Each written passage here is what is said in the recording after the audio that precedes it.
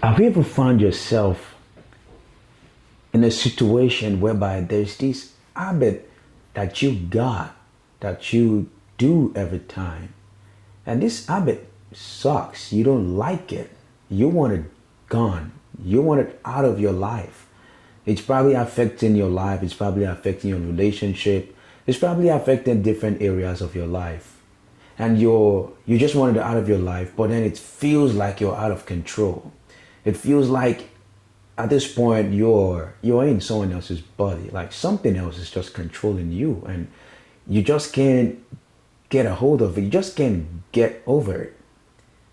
Today, we are going to help you understand exactly why that is the case and why this habit seems so sticky to you that it's almost impossible to get rid of it in your life. And today, we are going to go through the process of how you can get rid of that habit to let you know that there's a good news. The good news is you can actually change your habit and eventually change your life and change those negative patterns that you have been experiencing that you don't like.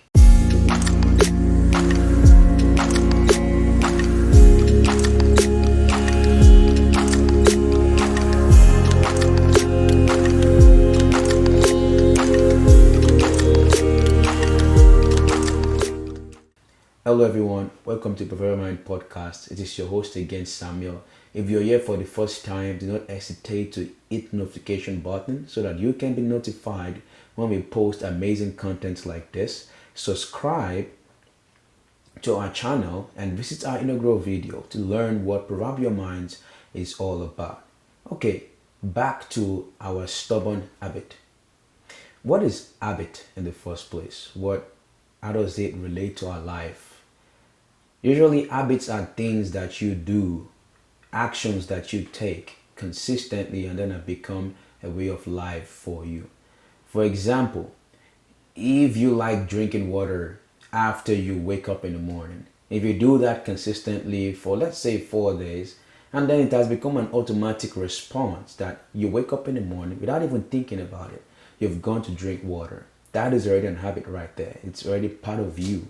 It's already become a pattern that you almost don't even know when you do it anymore. So to decode why and how we form habit today, we are going to be talking about Pavlov's dog, which is unlearning old habits and building new habits. What is Pavlov's dog in the first place? What does that even mean?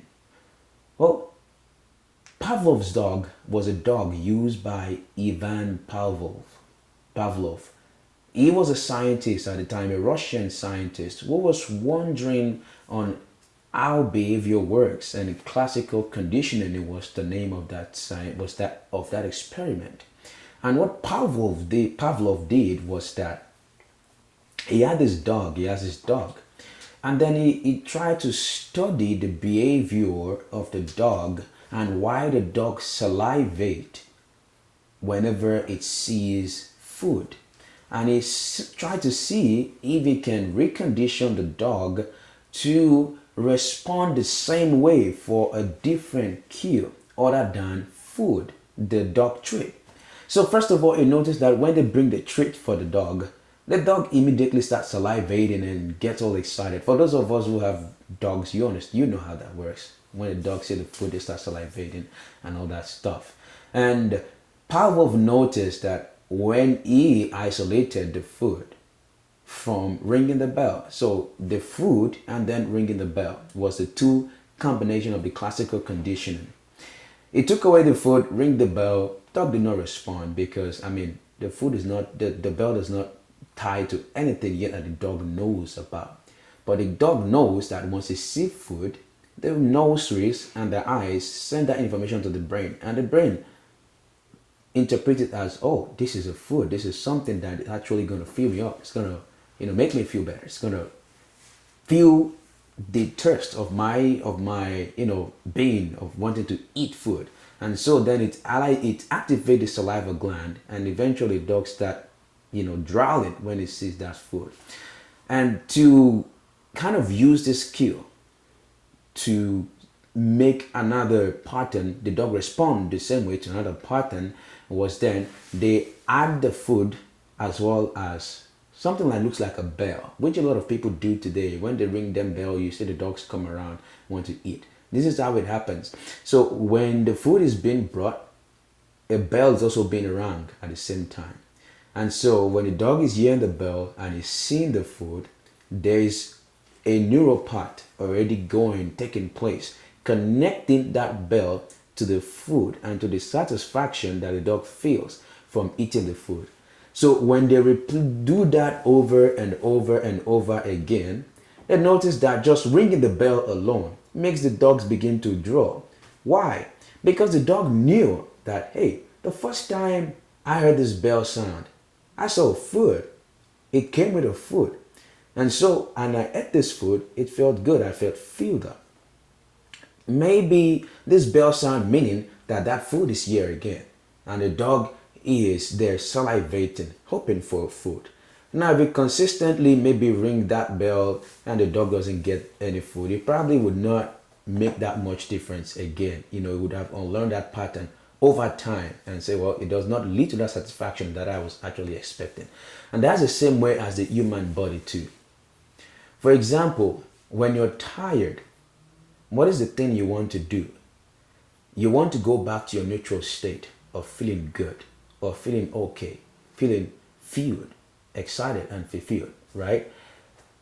However you get yourself to that neutral state depends on whatever method you use. For example, when people are stressed out, tired, and have anxiety, some people go ahead to sleep. So if you go to sleep, which sleep is actually a natural response, but most times it's normal to sleep at night. Sometimes you're not even tired when you sleep at night. You just sleep because, the body got to rest. It's something that is expected to happen. But let's say you are tired during the day, you have anxiety, you have frustration and whatsoever. And the first day when you felt that way, you went to sleep. And when you woke up back, you felt better. Then the body understands that, oh, this habit actually helps me to relax and go away from the anxiety, the tiredness I was feeling. Because when you're tired and anxious and having anxiety, your body is always trying to get rid of that feeling because it doesn't feel good. It doesn't bring you satisfaction. It does not make you feel that dope. It doesn't bring that good feeling. And this is one of the reasons why we use anxiety pill.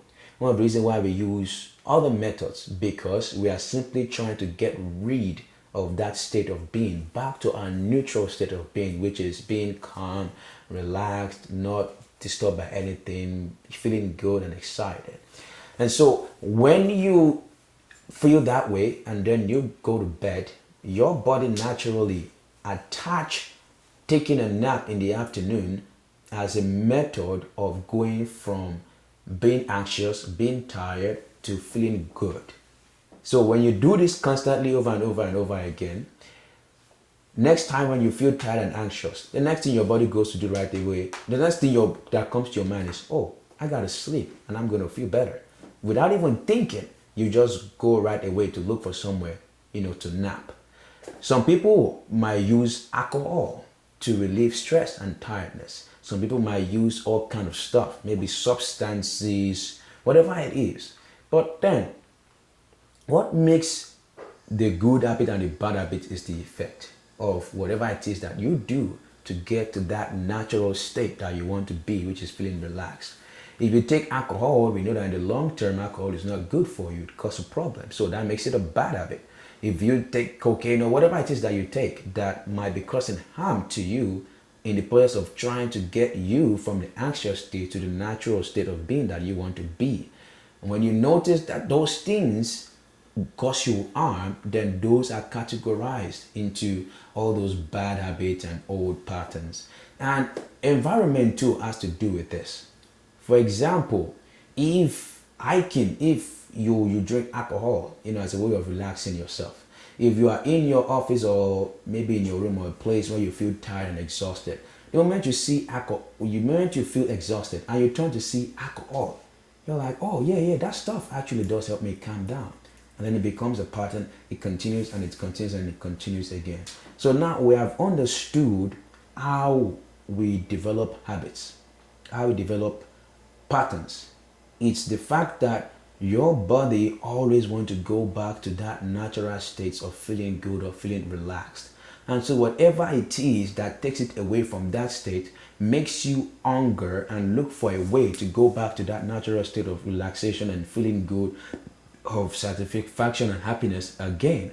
And people use many methods to get to that point, that natural state. Until then, your body is always in search. And so whatever it is that you use to get your body to that state of relaxation has become attaching a biological response, stress and anxiety, and wanting to get out of that response is a natural biological thing to want to go back to your state of feeling relaxed. But then you now attaching alcohol or those other extra things to it is something that is, your own formation, your neutral cue that you add to that, your neutral stimuli. It's not the natural biological response. Now, how do we then get rid of old habits? Well, we've understand how bad habits are formed. And there's no other way to get rid of an old habit than to replace it with a new habit.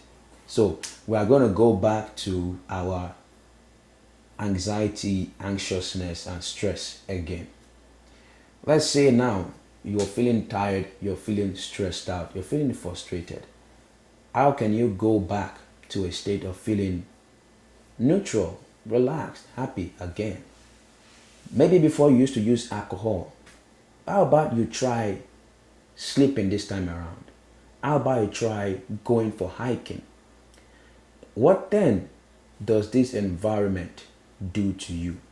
Naturally, when you're trying to build new habit, anything that might sound as a barrier of entry to that habit, that might make your brain or make you add extra effort to do that habit, would naturally make that habit become inconsistent and thus will not even stick up to the point of becoming an habit. So you have to make this new habit so easy for you that it's almost like you don't even have to do anything to be able to do that habit. You don't need to work yourself or work your brain whatsoever. So let's say if you're tired and exhausted, and a best way to not to drink alcohol as a result of relaxing yourself is don't let anything like alcohol be present in your area. It doesn't matter, even if it's a vodka bottle, even if it's an empty bottle, any substance that represent that bad habit that you are doing, take it away from your environment. That way you have introduced a barrier of entry to that old habit.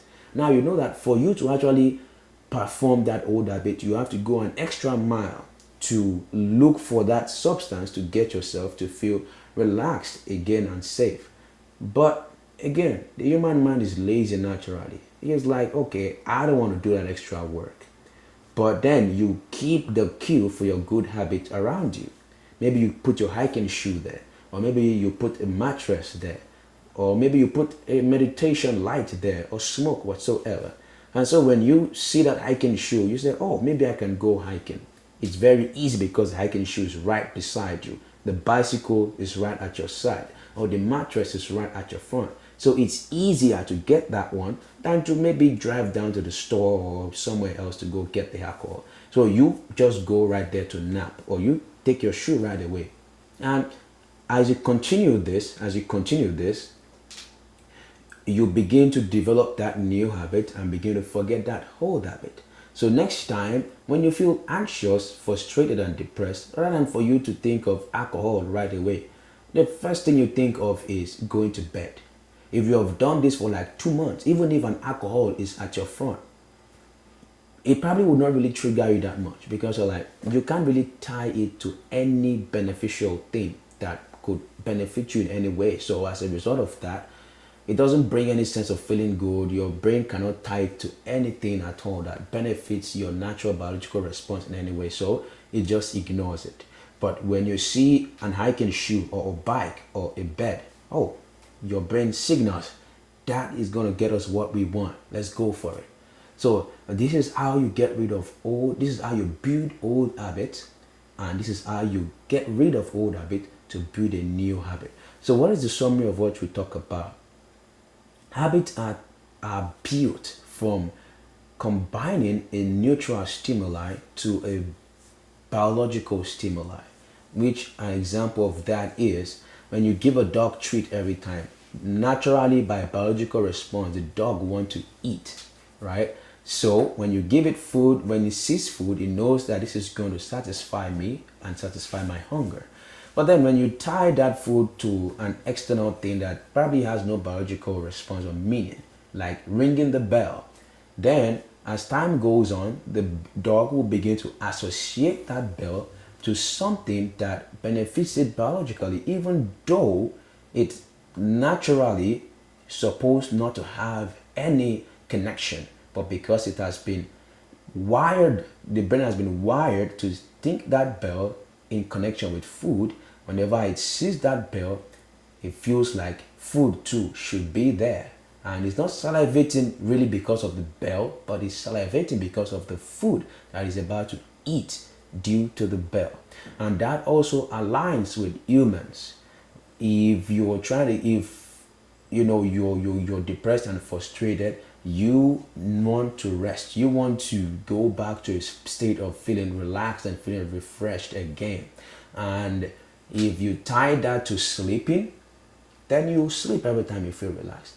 Or if you go drink alcohol every time you feel depressed, then you would tie that to alcohol. And every time you want to relax from anxiety, what you go to is alcohol.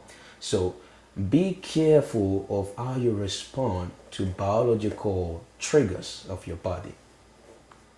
Anything you do consistently becomes an habit.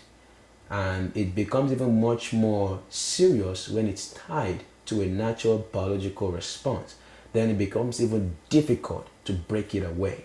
And the only way you can break it away is to rewire your brain to connect a different cue to that natural biological response other than that old cue that you were using before. And this is how, my friend, you can get rid of old habits, understand how they are developed, and then use that understanding that we have shared with you today to get rid of that old habit and build a new habit. I hope this helps someone out there today, and I hope you have been able to understand why it feels like you cannot break away from that bad habit. It's impossible. As long as you keep getting that satisfaction, that biological response of feeling good and satisfaction from that particular habit, you're probably never going to be able to break it. But the moment you rewire your brain and system to connect a good habit to that satisfaction and feel good, it becomes easy. And that new thing you generate becomes the default setting. And that old habit becomes an outlier. And then you just kick it away naturally. So guys, thank you for sticking to the end.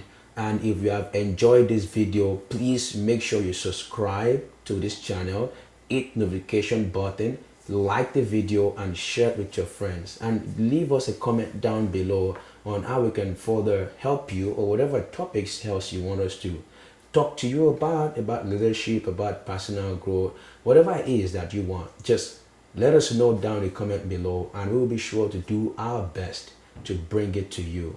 And once again, with the Proverbial Minds team, I want to thank you for watching our videos and supporting us.